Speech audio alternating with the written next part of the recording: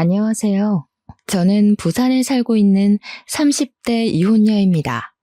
날이 안 좋으니 마음까지 뒤숭숭해서 괜히 지난날 과거가 떠오르네요. 주말인데 약속도 없고 술 한잔 기울일 친구도 없어서 글을 남겨봅니다. 이혼하고 이제 막 심경 안정된 하소연일 테니 마음 비우시고 들어주셨으면 좋겠어요. 저는 이혼 가정에서 자란 남자를 만나 결혼했었습니다. 남편은 저보다 6살이 어린 30대 연하였어요. 남편이 고등학교 때 시부모가 이혼했다고 했고 남편이 대학을 졸업할 때쯤에 시부가 죽었다고 했어요.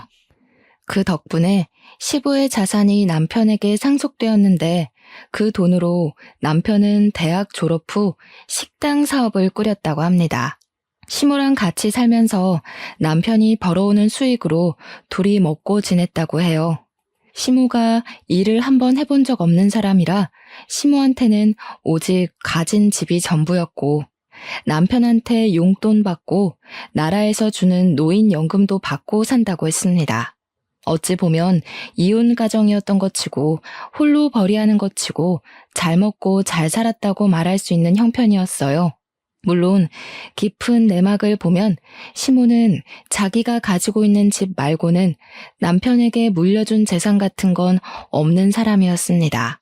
반대로 저는 친정이 경제적으로 잘 살아요. 친정에서 갖고 있는 건물도 있고 저희 아빠가 젊은 시절 좀 열심히 살아서 사업도 꽤나 크게 운영 중이십니다. 그래서 남편의 집안 형편이 저희 집에 비해 현저히 떨어지는 걸 알면서도 저는 남편 하나만 보고 결혼을 결정했습니다. 제가 돈이 궁해서 부부의 연을 맺으려던 건 아니었기 때문에 그 부부에 대해 좀 쉽게 생각을 했던 것 같아요. 그래도 형편 말고는 남편도 시모도 다 괜찮은 사람들이었습니다. 사람이 괜찮다면 뭔들 문제가 되겠어요. 시모를 만났던 날은 아직도 기억이 생생하게 나는데 첫인상이 나쁘지 않았어요. 저희 엄마보다 키도 작으시고 고생 한 번 안 해본 사람처럼 전체적으로 곱상한 분위기가 났습니다. 그래도 어른은 어른인지라 결혼에 대해 확실히 짚고 가고자 하는 모습도 있었는데요. 시모가 첫 만남부터 돈 문제로 얘기를 꺼내더라고요. 보다시피 우리가 가진 게 없어요. 원래부터 잘 사는 집이 아니었는데 내가 이혼까지 하는 바람에 완전 빈털터리가 됐어. 그나마 아들 아빠 되는 사람 보험금이랑 유산이 와서 아들이 사업 시작한 거지. 그것도 없었으면 완전 갓에 기울었을 거예요. 그래서 내가 우리 아들 결혼할 때 아무것도 못 해줘요. 그래도 괜찮겠어요? 제가 남편 돈 보고 결혼했다면 진작에 연애를 시작도 안 했을 겁니다. 남편의 형편을 모르는 것도 아니기에 그런 건 문제가 되지 않는다고 시모에게 확실히 얘기를 꺼냈고 우리 친정이 좀 넉넉하다는 얘기까지 하면서 시모에게 점수를 따려고 했어요. 다행히도 시모가 저를 굉장히 만족스럽게 봐주셨습니다. 상견례에서도 그런 부분에 대해 대화가 이루어졌는데 친정 부모님은 부부끼리 존중하는 마음을 더 중요시 여기는 분들이라서 돈 없다고 결혼을 반대하고 그러진 않는다며 저처럼 의사를 표명하셨어요. 그렇게 저희는 친정 부모님이 갖고 있는 건물에 얹혀서 살게 되었습니다. 남편이 모은 돈은 고작 6천만 원이 전부였는데 그거랑 제가 모은 돈이랑 합쳐서 결혼식, 결혼 준비, 신혼여행을 다녀오느라 남은 돈이 부족했거든요. 서울에 집을 마련하기에는 턱도 없어서 일단 돈을 더 모으기로 결정했어요. 그러던 어느 날 정말 생각지도 못한 위기에 봉착하게 되었는데 바로 코로나입니다. 저희 집도 코로나 때문에 피해를 봤어요. 정확히 말하자면 코로나 사태 때문에 남편 직장이 큰 타격을 입게 된 거죠. 그 탓에 남편은 1년이나 무급 상태가 되었습니다. 그때부터 남편은 집에서 빈둥거리기 시작했어요. 집에만 있으니까 체력이 남아 도는 건지 밤마다 저를 못살게 굴기도 했습니다. 너무 피곤해서 집적거리는 남편을 피하거나 짜증을 내면 남편이 토라져서 거실에서 자곤 했어요. 제가 다음 날에 겨우 달래줘야 남편도 제게 사과를 해오는 식으로 지내왔습니다. 솔직히 이때부터 남편뿐만 아니라 제 생활이 버거웠어요. 남편의 무급 생활이 시작되고부터는 거의 제가 가장이나 다름없는 생활을 했거든요. 생활비에 남편 식당 공과금에 우리 집 관리비, 적금, 시모 용돈 등등 전부 제 월급에서 차감할 수밖에 없잖아요. 친정이 잘 산다고 해서 가정이 생긴 제가 언제까지 친정의 도움을 받겠습니까? 이미 집도 친정에서 관리비 제외하고 공짜로 살게 해주고 있는걸요. 제가 혼자 고생하는 줄 알아서 남편이 한 번씩 집안일을 해놓기도 하는데 집안일을 잘하는 것도 아니라서 일만 2번 만드는 꼴입니다. 물론 남편 입장에서는 저를 돕는다고 나름 자기가 신경 쓴 거겠죠. 미안하지만 그땐 제가 한참 예민해져 있을 때라 남편이 한 발자국 떼기만 해도 스트레스 받을 적이었어요.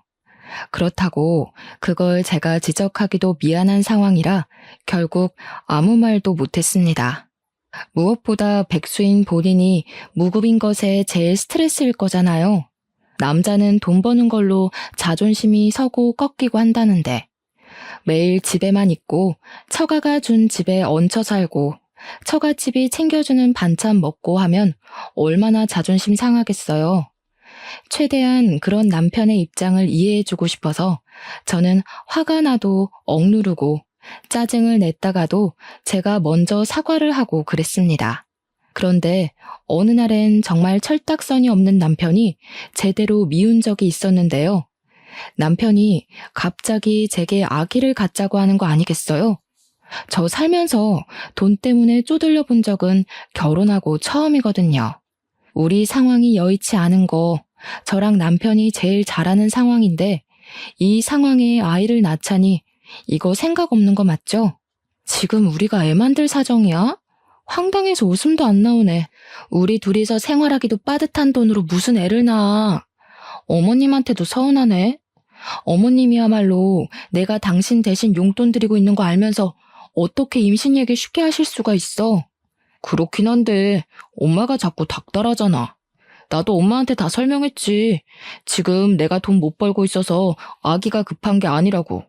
그런데도 엄마는 시기가 중요하다고. 나중에는 애 낳고 싶어도 못 낳는다잖아. 코로나 터지기 전 명절에 시모가 아이 얘기를 묻긴 했었습니다. 그때만 해도 친정 건물에 얹혀 살긴 했으나 돈에 쫓기듯 살 때가 아니라서 진짜로 아이 가질 계획을 했었어요. 근데 누가 코로나 터질 줄 알았겠습니까? 제가 버는 돈으로만 생활을 하다 보니까 아이 계획은 감히 생각도 못 하겠더라고요.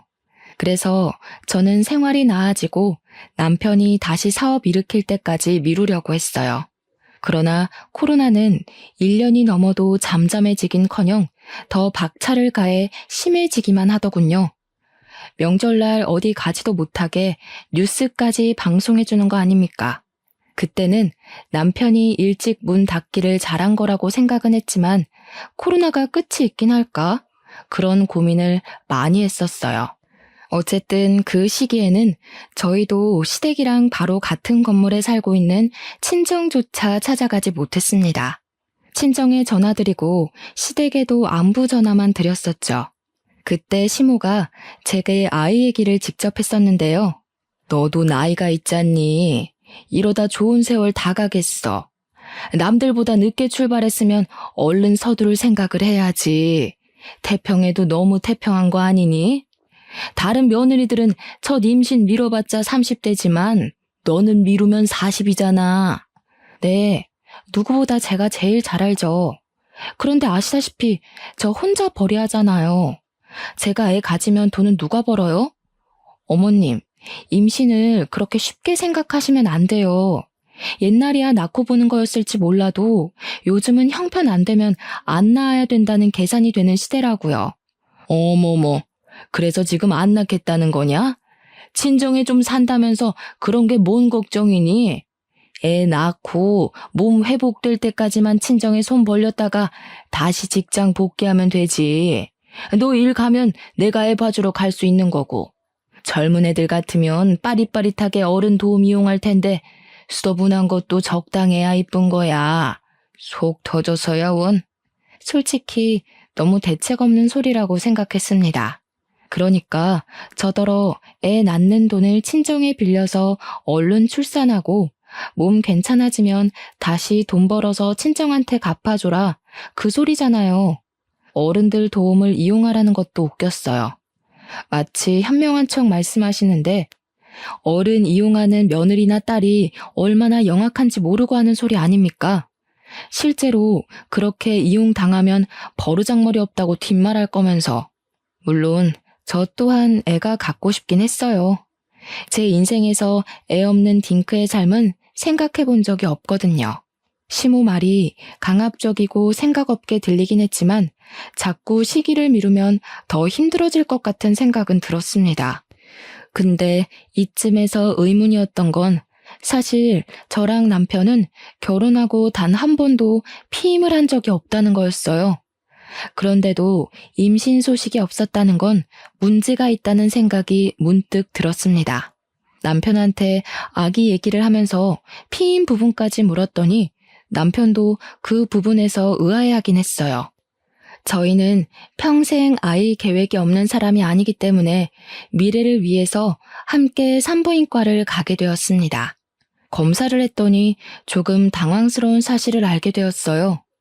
저는 임신에 문제가 없었으나 남편 정자가 안 좋아서 임신 가능성이 희박하다고 하는 것 아니겠습니까? 저랑 남편이 충격받아서 아무 말도 못하고 있자 의사는 그렇다고 임신 확률이 전혀 없는 건 아니라고 위로해 주더군요. 이런 부부가 덜어 있는데 대부분이 체외 수정을 하기도 한다고 해서 저는 고민을 많이 했습니다. 근데 나이가 더 들면 체외 수정 가능성마저 줄게 될 거라는 의사 말에 크게 흔들렸어요. 남편은 이미 시험관 시술에 동의하는 얼굴을 하고 있었고요. 그러나 걸리는 게 있다면 바로 돈 문제였습니다. 솔직히 남편 무급인 것도 힘든 상태였고 제 돈으로만 모으고 쓰고 하는 것도 버거운 사정이었는데 이 상황에 시험관 비용까지 보태어지면 앞길이 더 막막할 것 같았거든요. 이 부분을 제가 친정 부모님과 의논했더니 친정 부모님은 제게 왜 혼자 앓고 있었냐고 직접 돈을 대주겠다고 해주셨어요.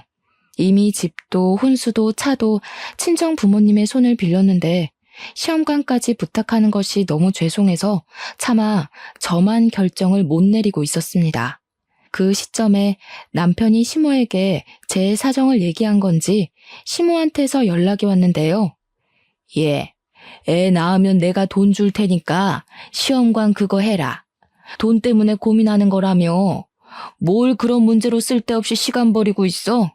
네? 어머님이 돈이 어디 있어서요? 시험관 비용 한두 푼 되는 거 아니에요. 솔직히 이런 말씀까진 안 드리려고 했는데 어머님도 지금 생활비 없어서 저한테 탓쓰시잖아요. 어떻게 돈을 대주시겠다는 건데요? 너는 여태 나를 거지로 보고 있었니? 시험관 비용 대준다고 했다가 내가 아주 못 들을 소리를 다 듣는구나. 긴 말하긴 귀찮고 그냥 그런 줄 알고 당장 시험관 해봐라. 시모는 확신에 찬 말로 저를 강압적으로 설득했습니다. 시모가 그동안 꽁쳐둔 돈이 있는 건가? 뭐 때문에 저렇게 확신이 있나 의문이 많이 들었어요. 그렇지만 문득 저도 시댁에 뭐 하나는 받고 싶더라고요.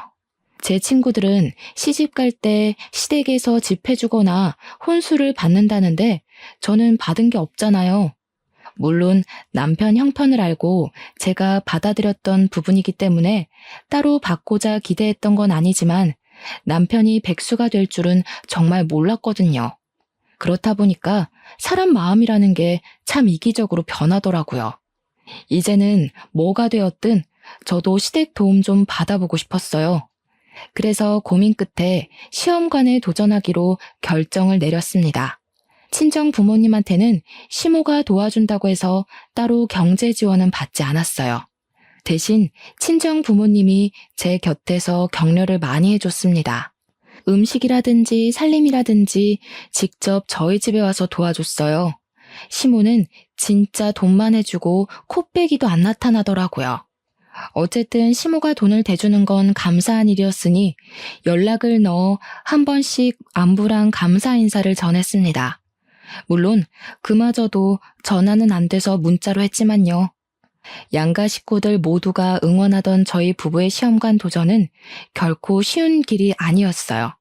힘들다는 말만 들었지 더럽게 힘들더라고요. 자꾸 실패해서 돈은 돈대로 들고 몸만 지쳐갔습니다. 그러던 한날에는 너무 피곤한 탓에 친정집에서 밥을 먹고 실수로 잠이 들어버렸어요. 잠깐 소파에 누웠을 뿐인데 그대로 골아떨어진 거죠. 새벽에 깼을 때야 남편이 먼저 집에 가버렸다는 걸 알았어요. 친정 부모님이 건물 꼭대기에 살고 있었고 우리는 그 아래 2층 살고 있어서 엘리베이터만 타면 되는 거리였거든요. 친정 부모님 말로는 남편이 저더러 여기서 편히 자라고 하고 두고 갔다 합니다. 엄마가 중간에 깨서 얘기해줬는데 저는 내일 출근도 있고 해서 엄마한테만 인사하고 집으로 내려갔어요. 도어록을 따고 들어갔는데 안방에 남편이 없었더라고요. 그새 어딜 갔나 하는 순간 화장실 쪽에서 소리가 들려 가봤습니다. 문 밖으로 담배 냄새도 솔솔 났고 남편 목소리도 들렸어요. 이 자정에 누구랑 연락을 그렇게 하나 엿들어봤다가 아주 기가 막힌 사실을 알게 됐지 뭡니까. 이래서 나이 많은 여자는 아무짝에 쓸모가 없는 거다. 어떻게 만나도 아래로 6살이 아니라 위로 6살을 만난 거니? 남들한테 쪽팔려서 며느리 자랑도 못하겠네. 네가 어디가 모자라서. 아휴, 내 입만 아프지. 엄마가 결혼 안 된다고 더 밀어붙였어야 했는데 다 내 탓이야. 아, 몰라. 노산이니까 어쩔 수 없지. 어차피 늙은 여자랑 결혼해버린 거 그런 것쯤은 엄마가 그냥 이해 좀 해. 근데 시험관 비용은 왜 엄마가 되겠다고 한 거야? 그것도 처가에서 해줄 생각이던데. 듣자 하니 남편은 시모랑 통화를 하는 것 같았습니다. 근데 대화 내용이 좀 이상했어요. 임신 문제는 남편한테 있어서 착상이 잘 안 되었던 건데 남편도 시모도 임신의 문제를 제 탓하고 있었습니다. 애초에 남편이 제 탓으로 말했기 때문에 그런 거겠죠. 너무 황당해서 대화 내용을 끝까지 다 안 듣고 화장실 문을 열어버렸어요. 담배 냄새가 확 나면서 남편이 소리를 비명을 질렀습니다. 남편은 시모가 이 상황을 들을까봐 바로 전화를 끊으면서 담배를 변기에 버리더군요. 깜짝이야. 왜 내려왔어? 그냥 거기서 편하게 자지. 당신 피곤한 것 같아서 일부러 안 깨우고 왔는데. 어머님한테 뭐라고 했어? 내가 노산이라서 임신이 안 된 거라고? 지금 내가 맞게 들은 거야? 남편은 제가 묻는 말에 크게 당황하면서 애써 상황을 넘기려고 딴소리를 자꾸 짓거렸습니다. 그게 너무 눈에 보여서 더 짜증이 났어요. 왜 그런 거짓말해?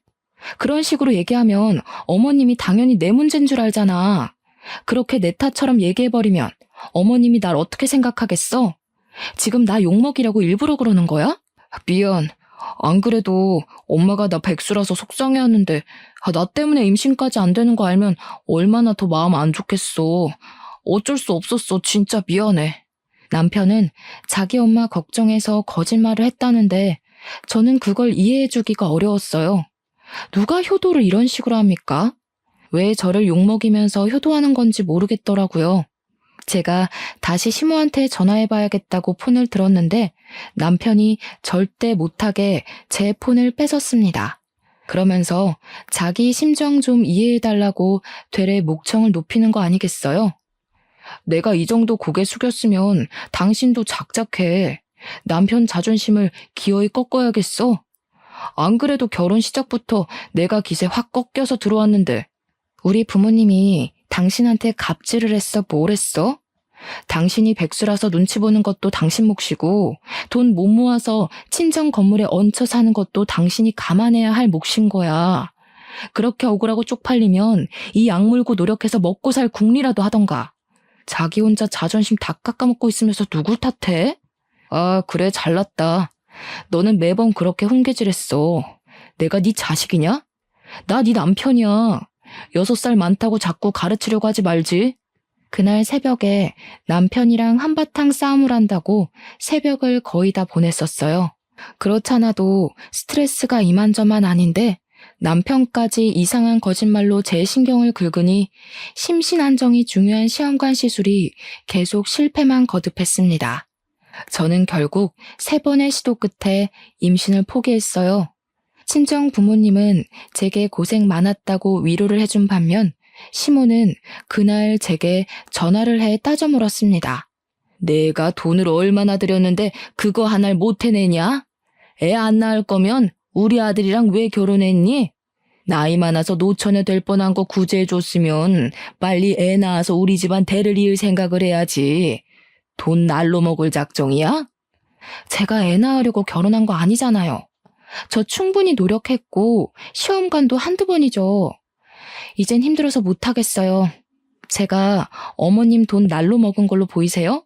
솔직히 정확하게 따지고 보자면 날로 먹은 건 어머님이 더하죠. 제 돈이 어머님한테 얼마나 들어갔는데요. 뭐야? 이제 시엠이 말이 말 같지도 않나 보네? 지금 너 혼자 힘들어? 임신하려면 여자 나이가 얼마나 중요한데 다 늙어서는 아무 노력도 안 하고 그딴 식으로 짓거릴 거면 네가 해줄게 이혼밖에 더 있겠니? 뭔 놈의 이런 고약한 년이 다 있대? 내 귀한 아들 너같이 고집 세고 보잘것 하나 없는 애랑 결혼시키는 게 아니었는데 아이고 내 천추의 한이다. 사람이 한계에 다다으면 말하기조차 피곤해서 입을 닫게 된다는 걸 그때 처음 느꼈습니다. 그리고 듣자 하니 시모는 시험관 역시 제 개인적인 문제 때문에 임신이 안 되는 줄 알고 있더라고요. 남편이 아직도 시모한테 솔직하게 말 안 했다는 생각에 짜증이 나서 결국 실토해줬습니다. 어머님, 뭘 알고나 따지세요. 제가 아니라 어머님 아들이 씨 없는 수박이라고요. 남편이 백수라 자기 엄마 더 걱정시키기 싫다고 솔직하게 말 못한 건데 그쪽 아들 때문에 손주 씨가 메말라 있는 거예요. 제가 입 아파서 이런 말까지는 안 하려고 했거든요. 어머님 아들이 성불구인 줄 알았으면 저도 이 결혼 안 했어요. 왜 자꾸 나한테 덮어 씌워요? 왜 내가 그쪽 아들 때문에 애 없이 살아야 되는데 나도 짜증나 정신 나가겠으니까 부추기지 좀 마세요. 저는 정말 예의고 도리고 다 버린 채 시모한테 성질을 부렸어요. 더 이상 이해해주면 끝도 없이 사람 피를 말릴 것 같더라고요. 이렇게 말을 하면 생각 있는 사람의 경우 적당히 해야 되잖아요. 그런데 시모는 정말 상상을 초월하는 사람이더라고요. 얘기하면 어느 정도 알아듣고 자신의 실언을 민망해할 줄 알았는데 더 뻔뻔하게 나오는 거 아니겠어요? 그래서 씨가 부실해도 밭이 좋으면 임신되는 거야. 애초에 밭이 똥통인데 정자가 수백만 마리 있으면 뭐 하겠니? 그리고 우리 아들이 너 만나기 전에는 잘만 사업했어. 그런데 너 만나자마자 일이 틀어졌잖니. 이게 뭔 뜻이겠어? 너무 막무가내 논리에 순간적으로 말이 안 나왔습니다. 시모는 남자한테 여자 하나가 잘못 붙으면 망하는 법이라고 하면서 애초에 남자에게는 여자가 어떤 모양새로 있어주느냐가 중요하다고 개소리를 하더군요. 황당해서 별 대꾸 못하고 끊어버렸어요. 이걸 남편한테 얘기해봤자 싸움만 될 거고 그냥 무시하고 살자 생각했는데 어느 날 연락도 없이 시모가 우리 집을 찾아온 게 아니겠습니까? 퇴근하고 왔는데 남편이랑 시모가 식탁에 마주보고 앉아서 밥을 먹고 있더라고요. 보아하니 시모가 반찬 등을 싸온 것 같았습니다. 제가 퇴근했다고 내다보는 것까진 안 바라는데 적어도 저한테 시모가 올 거라고 언질은 해줘야 되는 거 아닙니까? 남편이나 시모나 그들의 무례한 행동에 얼마나 황당하고 화나던지. 그래도 시모가 어른이니까 저는 인사를 드렸고 연락도 없이 어쩐 일이냐고 대우해줬습니다. 애도 안 낳는 게 뭐 바쁘다고 내 아들 밥까지 굶기니? 집에 하나 있는 여자가 신랑을 개 취급하는데 남편이 제 몫을 하겠어? 말씀이 지나치시네요. 저랑 남편 같이 친정에 밥 먹으러 가요. 남편 혼자 있어도 친정 가서 밥 잘만 얻어먹고요. 이이가 저보다도 더 잘 먹고 잘 사는데 무슨 소리세요? 어디서 눈 하나 깜빡 안 하고 거짓말을 해? 딱 봐도 우리 아들 살이 빠진 것 같구먼. 그러고 보니 넌 좀 살찐 것 같네? 설마 네가 살쪄서 애 못 낳는 걸 괜히 우리 아들 탓으로 뻥친 거 아니냐? 제 속 뒤집어 놓으시려고 왔나 본데 그래봤자 남편 고자인 게 달라지진 않아요. 같은 말 하는 것도 피곤하니까 그만 가주세요. 그 와중에 남편은 자기 엄마 밥 맛있다고 처먹기만 하고 있었습니다. 시모는 제 말이 말 같지 않은지 끝까지 손주를 포기하지 않으면서 제 앞으로 두툼한 봉투를 내밀었어요. 시험관 준비를 다시 시작하라는 겁니다. 이렇게 돈이 술술 나올 거면 왜 신혼 초에 돈 없는 척하면서 숨겼는지 모르겠더군요. 뭐가 어쨌든 오늘부터 나도 여기서 지내야겠다. 이거 내 집 팔고 가져온 돈이니까 손 좀 만들어 와라. 네? 같이 지낸다니 그게 무슨 말씀이세요? 그런 건 누가 결정했는데요? 내 아들 사는 집이라 내 마음대로 결정했다. 들어와서 시애미 노릇 톡톡히 해주겠다잖아. 애만 낳아봐라. 내가 어와둥둥하면서 대신 키워주지. 알고 보니 그동안 제 시험관 비용으로 대줬던 돈은 시모가 집을 담보로 대출받았던 거였어요. 지금은 집을 팔아서까지 대출 갚고 남은 돈을 제게 주는 거였고요. 시모는 자기가 자기 재산을 다 바쳤으니까 무조건 손주를 만들어 오라는 명령을 하였습니다. 그것도 충분히 황당했지만 이제부터 우리 집에서 살겠다고 하는 것도 어이가 없었어요. 적어도 같이 살려면 의논을 먼저 해서 집주인의 동의를 구해야 되는 거 아닌가요? 뜬금없이 집을 팔고 와서는 집 없으니까 얹혀 살겠다는 건 무슨 심리인지 이해할 수가 없더군요. 저는 그 봉투를 거절했습니다. 몸이 힘들어서 안 되겠다고 했는데 역시나 시모가 주는 고집이 만만치 않았어요. 이미 집을 팔아버려서 제가 시험관 안 한다고 해도 이 집에 살 수밖에 없다고 하는 거 있죠. 저도 제가 무슨 생각으로 그랬는지 모르겠는데 결국 한 번 더 시험관에 도전하게 되었어요. 거의 자포자기 심정이었고 시모에게 날라올 잔소리에 벌써부터 스트레스가 올라왔습니다. 그런데 놀랍게도 임신이 되어버렸어요. 이건 저뿐만 아니라 온 식구가 놀란 상황이었습니다. 특히 시모가 무엇보다 기뻐하면서 저더러 고생 많았다고 병원에서 회복하는 내내 저를 찾아와 줬어요. 솔직히 그렇게까지 손자의 진심인 시모를 보니까 그간 시모를 욕했던 제 마음이 저도 모르게 흔들리더라고요. 이 정도로 기뻐하는 거였으면 내가 좀 힘들더라도 중간에 포기하지 말 걸 그랬나 생각하며 저를 돌아볼 만큼 저도 감사했습니다.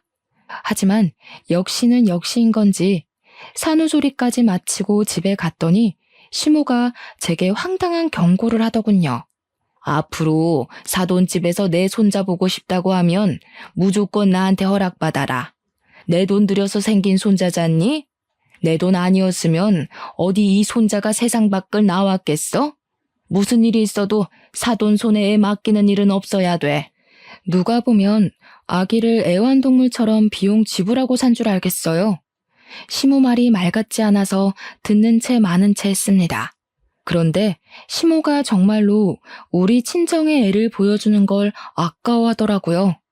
친정 부모님은 시모가 우리 집에 얹혀 사는 걸 이해까지 해줬는데 친정 부모님이 손주 보고 싶다고 집에 오라고 하면 그렇게 반대했어요. 자기한테 물어보라고 한 것도 다 무조건적으로 거절하기 위해서인 것 같았습니다.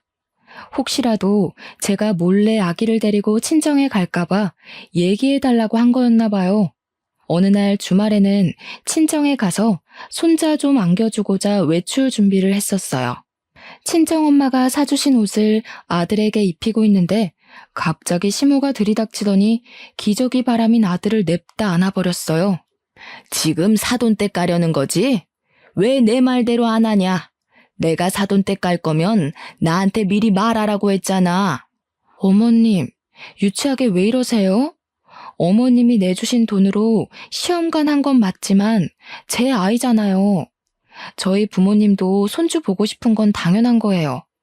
어머님 논리대로 밀어붙이실 거면 어머님도 저희 부모님 돈 들어간 이 집에서 나가셔야죠. 어머님은 저희 집 돈 누릴 거 다 누리시면서 왜 손주는 어머님만 봐야 되는데요? 시끄럽다. 딸이랑 아들이랑 같니? 아들은 그 집안의 모든 걸 주는 거랑 마찬가지야. 내가 내 모든 걸 너한테 내줬으니 사돈댁에서 나한테 이 정도 해주는 건 당연한 거지.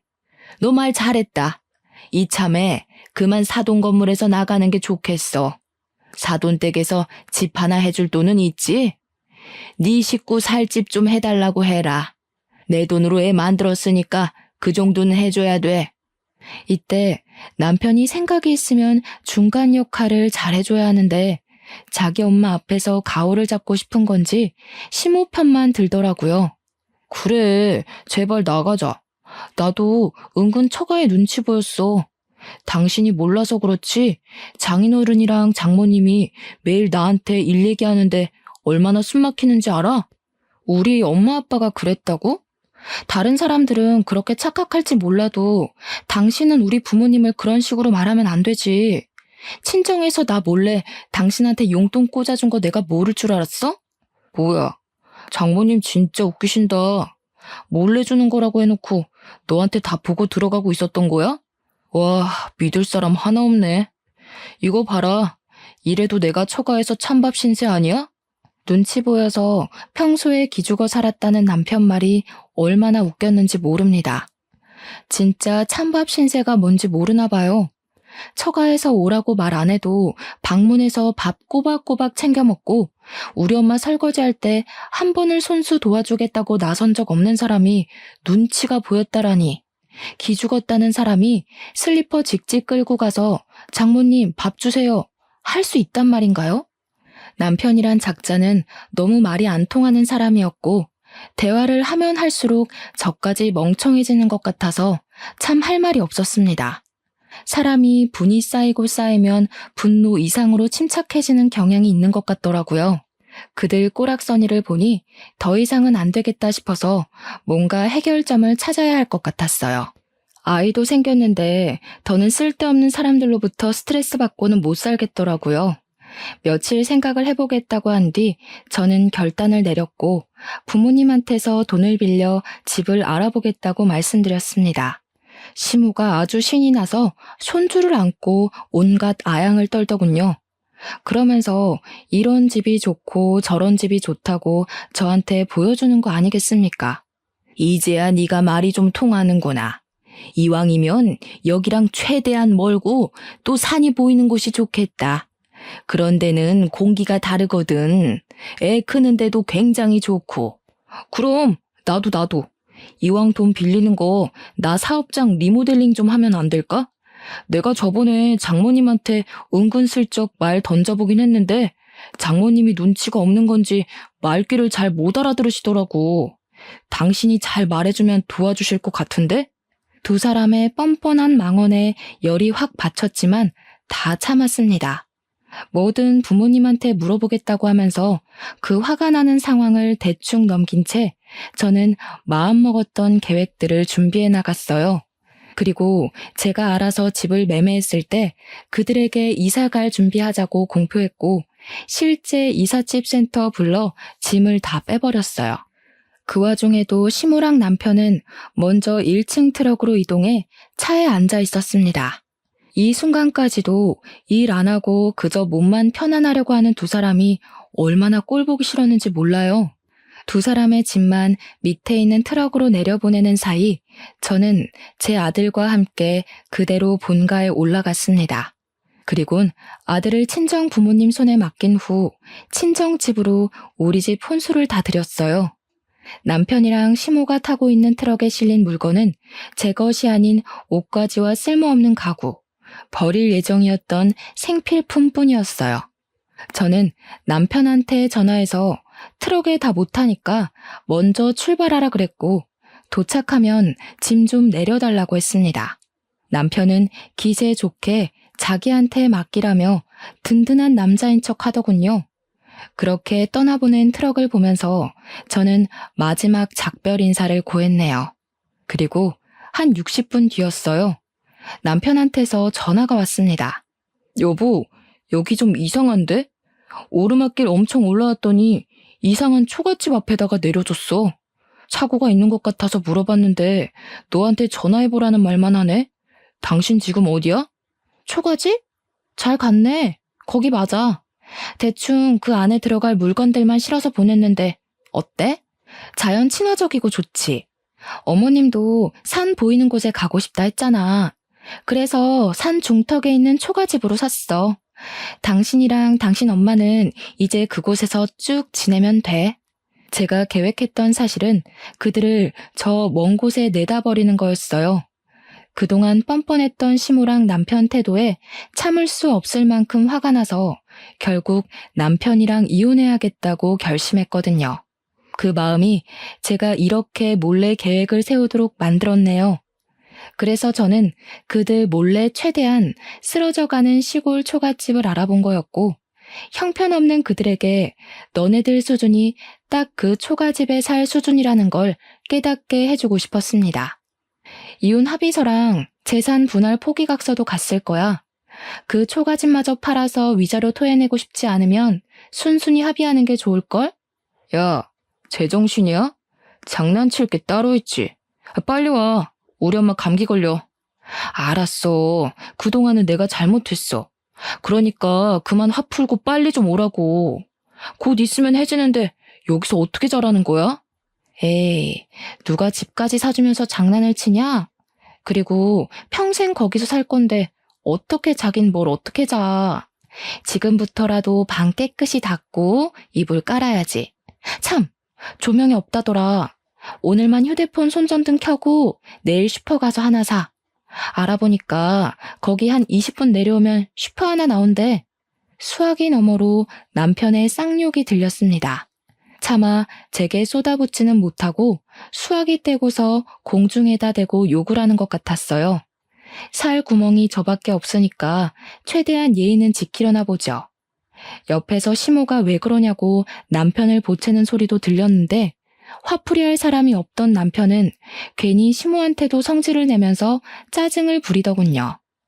한참 그러다가 다시 휴대폰에 대고 성질을 숨긴 채 제 마음을 돌려놓으려고 했습니다. 여보, 진짜 내가 잘못했어. 당신이 어느 부분에서 화가 난 건지 모르겠는데 나 당신밖에 없는 사람인 거 알잖아. 우리 엄마랑 같이 살아야 돼서 그래? 그럼 내가 엄마 쫓아낼게. 그것도 아니면 내가 처가댁에 함부로 찾아가서 그래? 이제 절대 안 갈게. 내 손으로 밥 해먹고 빨래도 할게. 야, 이게 지금 무슨 소리를 하는 거야? 엄마는 쫓아내다니. 체면상하게 며느리 앞에서 그런 소리를 왜 해? 엄마 하는 말 신경 쓰지 마. 내 말이면 별도 따주는 사람이니까. 여보, 나한테는 우리 엄마보다 당신이 더 필요해. 당신 눈에 거슬리는 단점 다 고칠 테니까 제발 용서해줘. 그런다고 개버릇 어디 가겠냐? 그동안 호구 하나 물었다고 얼마나 좋아했을까? 너네 엄마도 그렇고 너도 그렇고. 어쩜 그렇게 양심이 없는지 모르겠네. 정도를 모르고 나대면 그런 꼴 나는 거야. 내가 이런 것까지 알려줘야 되겠어? 나 분명 애는 하나 낳았는데 자식이 둘인 기분이 들더라고. 야, 아무리 그래도 그렇지 사람 자존심은 짓밟으면 안 되지. 네가 날 애 취급하니까 내가 더 애처럼 굴었던 거 아니야. 고작 6살밖에 차이 안 나는 게 겁나 어른인 척하네. 나라고 너랑 살면서 안 갑갑했을 것 같아? 듣자 하니까 진짜. 역시 넌 네 분수에 맞는 환경이 잘 어울린다. 빈털터리로 쫓겨나서 고생 좀 해봐야 뭘 잘못했는지 알 것 같아서 돈 좀 썼어. 참, 너네 엄마한테 말 좀 전해줘. 네 아들 만들 때 보태준 돈이 그 초가집에 쓰인 금액이랑 같다고. 그러니까 어머님이 돈 주신 거는 그 쓰러져가는 초가집이랑 퉁치는 거라고 전해줘. 안 그래도 옆에서 제 말을 들었는지 시모가 뭐라 언성을 높이고 있었습니다. 집중해서 들어보니 시모가 남편 휴대폰을 뺏어서 저한테 따지려고 하자 남편이 그걸 막는다고 실랑이가 벌어진 것 같았어요. 교양 없는 건 저도 마찬가지지만 시모랑 남편은 참 답이 없는 것 같아요. 저는 그런 시모에게 들으라고 일부러 크게 말했습니다. 돈 핑계로 제 아들한테 들러붙을 생각 마시고 그 초가집에 살면서 열심히 양육비나 보내주셔요. 심심하면 개 한 마리 키우시던가요. 아, 있는 아들이 개 같으니까 굳이 개는 필요 없으려나? 어쨌든 그쪽들이랑 그동안 가족이었던 건 그저 불운으로 이해하고 넘길게요. 남의 재력에 기대 살 생각 마시고 사이좋게 돈 벌고 모아서 얼른 이사 가셔요. 그 두 사람을 본 건 낮에 트럭한테 인사하고 보냈을 적이 마지막이었습니다. 제 인생에 이혼이란 오점은 없어야 된다고 생각해서 솔직히 웬만하면 그 둘을 참고 살려고 했어요. 근데 이혼해보니까 확 느껴지더라고요.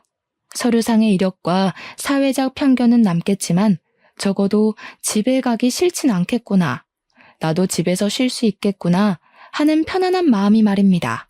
제가 하고 싶은 말은 이혼을 종용할 생각은 없으나 이혼이란 선택지가 나쁘지 않다는 걸 말씀드리고 싶었어요.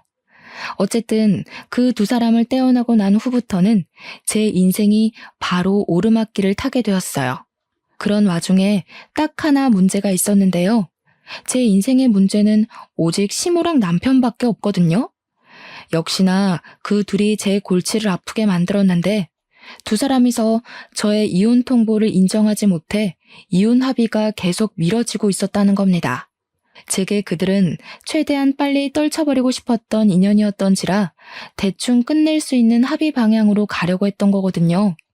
그런데 계속 이렇게 질질 끌 거면 소송하는 것과 다를 바 없을 것 같아서 할 수 없이 그들한테 연락이 올 때마다 소송 얘기를 꺼내줬습니다. 웃기게도 두 사람은 한두 번 반항하는 것 같다가 결국엔 우편으로 합의서를 보냈어요. 누가 불리한 상황인지 깨달은 거겠죠. 전 남편은 그간 제게 용돈을 받고 살았었는데 제가 카드를 진작에 정지해버렸더니 여기까지 올 차비가 없어서 그런가 찾아오진 않았어요. 하긴 차로 1시간이면 대중교통이나 다른 걸로는 더 오래 걸리는 거리였기 때문에 왔다 갔다 하긴 쉽지 않았을 겁니다. 그 후로도 우리 아들이 100일이 지난 지금까지 그 둘의 모습은 본 적이 없습니다. 나쁜 마음먹은 사람들은 몰래 찾아오기도 한다던데 일 구하고 돈 버느라 바쁜 건지 그런 불상사는 안 생기더라고요. 그래도 꼬박꼬박 양육비는 들어오는 걸 보면 어디서 일을 하긴 하는 것 같았어요. 자기네들 앞으로 된 빚도 갚고 생활비도 하고 양육비까지 보내줘야 하는 거면 절대 전 남편 수입만으론 안 될 겁니다. 제 추측이지만 아마 시모도 일을 하고 있지 않을까 싶어요. 얼마나 잘된 일입니까? 제가 혼자서 가장 일을 다 도맡고 있을 때 그 사람들은 혼자 벌이에서 식구 먹여 살리는 게 얼마나 힘든 건지 모르고 있었거든요. 이제야 뼈저리게 느끼지 않았을까 감히 기대를 해봤네요. 저는 현재 친정에서 지내고 있어요. 몸이 좀 많이 회복되어서 다음 달에 직장으로 복귀할 예정입니다. 친정엄마가 일을 안 하셔서 손자를 봐주신다고 하는데 남의 자식 보는 거 쉽지 않잖아요. 그래서 제가 더 부모님 모시고 여행을 간다든지 용돈을 준다든지 신경을 많이 기울이고 있습니다. 부모님은 그저 자식에게 뭘 받는 걸 미안해 하셨지만 부모 자식을 떠나서 함께 사는 식구고 같은 어른이라면 서로가 서로를 존중해줘야 된다고 생각해요. 한쪽만 희생하는 가족은 오래 행복하기 힘들거든요. 여러분들도 가족이라고 뭐든 다 괜찮겠지 라고 생각하지 마시고 가족이라서 뭐든 더 배려하고 존중하는 마음으로 지내셨으면 좋겠습니다. 우리가 가장 오랫동안 사이좋게 지내야 할 대의는 사회에서 만난 사람들이 아니라 바로 우리 곁에 있는 가족이라는 걸 꼭 기억하셨으면 해요. 말이 길었습니다. 제 사연 들어주신 모든 분들 감사드려요.